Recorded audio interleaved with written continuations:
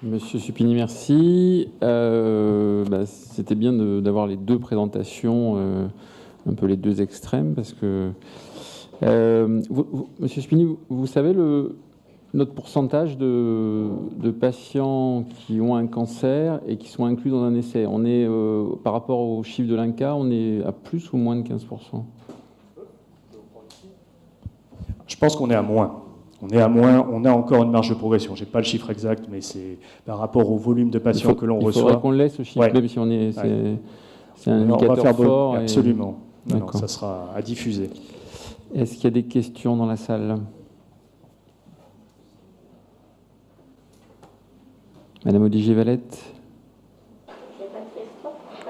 C'est très gentil d'avoir mis en valeur l'oncologie thoracique. Après, c'est vrai que on a la chance effectivement d'avoir un intergroupe qui est assez dynamique et c'est quand même l'IFCT, enfin l'intergroupe français de cancérologie thoracique, qui a mis le pied à l'étrier pour attirer les essais industriels.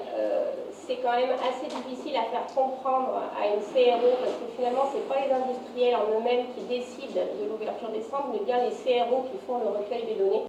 Qu'est-ce que c'est qu'une CRO pour... En fait, la CRO, c'est l'organisme qui va collecter les données pour l'industriel qui finance l'essai industriel.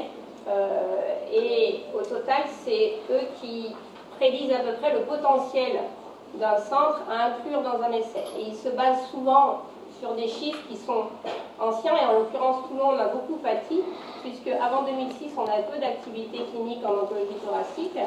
Et du coup, on n'était jamais sélectionné comme centre potentiel à haut potentiel d'inclusion.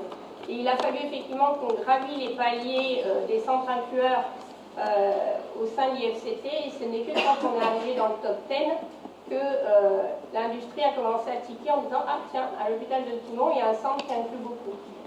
Et comme les essais étaient déjà designés et les centres étaient déjà recrutés, il a fallu attendre que de nouveaux essais s'ouvrent. Et on vient à peine, il y a 6 mois, d'ouvrir des essais industriels. Et c'est vrai que pouvoir ouvrir un essai industriel, c'est avoir un retour dans le cadre du contrat unique, puisqu'on n'a pas d'honoraire investigateur et que tout est versé sous la forme du contrat unique. Et ça permet de financer des ressources laboratoires, des ressources d'ARC. Et on peut certes pas faire tourner un essai industriel avec un seul ARC. Et si on n'a pas de financement pour avoir un assistant de recherche clinique, on ne peut pas ouvrir un essai industriel. Et la boucle est bouclée. Donc c'est effectivement parce qu'on a pu inclure beaucoup de patients au sein de l'essai IFCT qu'enfin l'industrie s'est intéressée à nous. Et c'est vrai que les essais qu'on a ouverts tout à fait récemment dans l'immunothérapie, notamment dans le kit cellule, nous donnent un bon classement au niveau international, et on va avoir d'autres essais. Et c'est vrai qu'on a quand même remarqué que depuis 6 mois, on arrive à ouvrir des essais industriels, mais de façon très très rapide. C'est-à-dire que la sélection, on a même rejoint des essais qui étaient déjà ouverts. Donc il ne faut pas lâcher, ça a mis du temps, ça a mis 10 ans. Mais c'est vrai que c'est assez difficile de ce côté-là, mais il faut résister, et c'est pas parce qu'on est effectivement... On n'est pas plus particulier que les autres. On a mis plus de temps et on a été beaucoup aidés. Ok. J'ai une question pour Dominique Jor. De façon prospective, les essais où l'IPC est promoteur, comment est-ce que vous voyez l'avenir? Est-ce que c'est les industriels qui vont emporter le marché et c'est eux qui vont développer de plus en plus les médicaments, ou est-ce qu'il y a quand même une place pour une recherche institutionnelle académique? Et deuxième question dans ma question, est-ce que dans le cadre de ces essais où l'IPC est promoteur, quelle est votre vision que ce type d'essai soit ouvert dans des centres comme le nôtre?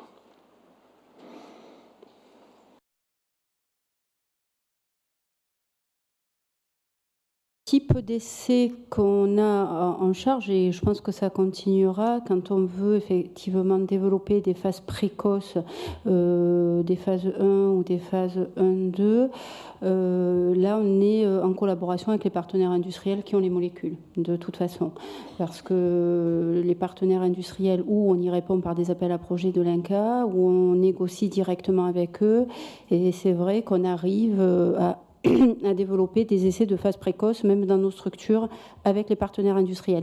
Après, la recherche académique, sans l'industrie, on peut la faire en répondant à des appels à projets, mais il nous faut des sources de financement parce que toute recherche coûte relativement cher, surtout si on fait des recherches qui sont des recherches de médecine et de recherche translationnelle, avec tous les prélèvements qu'il y a à faire et toutes les plateformes qui sont impliquées. Donc c'est vrai que c'est très très coûteux. Donc après, on est en recherche de financement. Donc on continue à travailler là-dessus, et de plus en plus d'ailleurs. Mais pour nous, c'est beaucoup de travail parce que ça nous demande beaucoup de réponses à des appels à projets pour parfois pas forcément, bien sûr, des réussites. Après, je sais, en préclinique, il peut y avoir des développements et des partenariats avec les industriels pour qu'on puisse travailler, développer des médicaments, nous. Bon, j'en sais rien, mais bon, après, on verra et pourquoi pas. La deuxième question, c'est l'ouverture de l'IPC quand on est centre promoteur. Nous, on ouvre certains essais, effectivement, à l'extérieur. Pas tous, parce que parfois il y a des logistiques justement qui sont très difficiles à mettre en place, et si on n'a pas les moyens de le faire, bon, on reste parfois monocentrique, surtout sur les essais justement de prélèvements multiples, où il y a beaucoup d'analyses, de transport d'échantillons en frais, en congelé et autres, et ça nous demande beaucoup, et parfois ce sont des projets qui ne sont pas financés. Donc on envisage d'en ouvrir certains si on a des financements, pour pouvoir justement devenir multicentrique et pour que nos projets avancent plus et qu'on arrive à faire plus de recherche translationnelle sur plus de patients. Donc on est, nous, ouverts, mais il nous faut les moyens financiers de pouvoir assumer ce genre de choses. Merci beaucoup. Est-ce qu'il y a des questions? Oui, il y a un monsieur sur la gauche.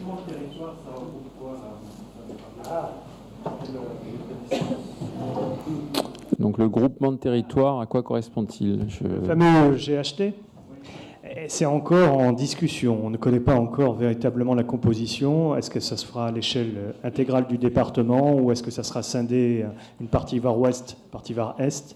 C'est pas encore décidé. Donc pour l'activité de recherche, de toutes les façons, je pense qu'on va essayer de se rapprocher de tous les centres hospitaliers, dont Fréjus, c'est actuellement en cours, en attendant que les décisions soient prises, puisque bon, on n'est pas forcément lié à une GHT. Mais aujourd'hui, pour répondre à votre question précisément, la composition n'est pas connue.